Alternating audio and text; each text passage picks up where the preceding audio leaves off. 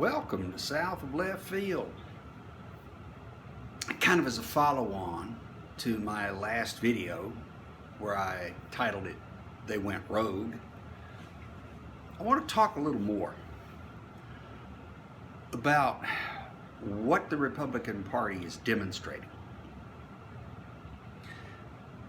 Right now, there is a large, and I guess I would describe it as a somewhat belligerent voting base of, I think right now, an indeterminate number of tens of millions of Americans. I mean, yes, in the presidential race, there were something on the order of 74, 75 million that voted Republican. And the one thing I've yet to see in the polls or anywhere else is a breakdown of how many of these people voted because they really want to have a dictatorship, essentially. They voted because they wanted a person to exercise despotic power and control over the government. And how many voted just because they were voting Republican? You know, that's one of the dangers of a two-party system that's been around as long as this two-party system has. And it is that a significant number of people, I feel, vote Republican or vote Democrat just because it's Republican or just because it's Democrat. And they don't bother to really sit back and judge these candidates. Really, I wish more of us would judge the candidates. I'll put stress on that. Judge them. You know, the idea is cast the stink eye over them and make their behaviors and their votes and their actions prove that you should vote for them. Now, we're still getting a lesson out of the Republican Party in just how much power still rests in the hands of Americans who will take the time to vote. Now, right now, the party is tearing itself apart, and it's not that this voting bloc of Trumpsters have gone rogue quite in the way that I've wished more Americans would do, and that is to leave the party and go vote for something else. But it's that they have chosen to vote for a person, not a platform. They're voting a cult of personality. Now, cult of personality, that should be a red flag. It's not that we don't have people who exercise leadership power from, you know, what would be a cult of personality. But, yeah, we needed that. The problem with a cult of personality is it comes without a platform. A cult of personality, it comes without a philosophy. I mean, really, I don't see a consistent platform anywhere in Trumpism.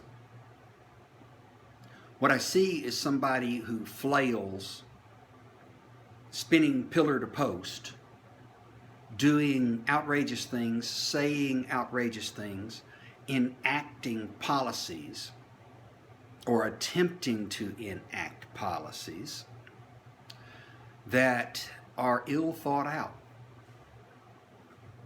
It's as if they live in a world that says there's one simple solution to every problem in the world. There's rarely a simple solution to most any problem. Problems are nuanced. Problems involve a lot of gray.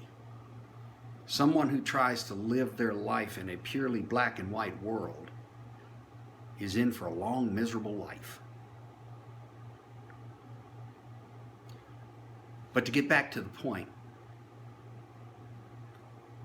These people are exercising a tremendous amount of influence on the elected politicians, something that the Democratic voters aren't.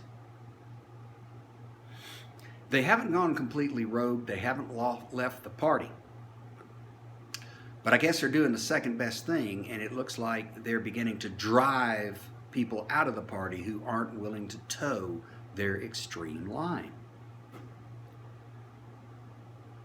It's going to be quite an interesting circus as it proceeds on. Now, I know there have been news articles talking about the possibility of some of the members of the Republican Party breaking away and forming another party. The problem with that is that the Democratic Party is so conservative in its own right that there's no space between them for a third party. The only part of the playing field, the political playing field in the United States, that begs to have a party is the whole left field. There's practically nobody there. I keep hearing that the youth of this country are not afraid of communism and they're not afraid of socialism. Probably they have spent more time reading and actually learning what these things are. Unlike most of us, I mean, I grew up and, communism bad, and that was pretty much all I knew. It wasn't until I began to read about it. Actually, one of my sons began to introduce me to some of the concepts, and I really began to look at it and realize that communism isn't a government. Communism is an economic model. There's nothing about communism that can't be democracy. As a matter of fact, in order for communism to live up to its philosophy, it must have a strong democratic core, because it's supposed to be beholden to its citizens, something our government is not. The first time I think I have ever truly seen our government in the last 3 decades respond to its citizens was Trumpism. He did what they wanted to see.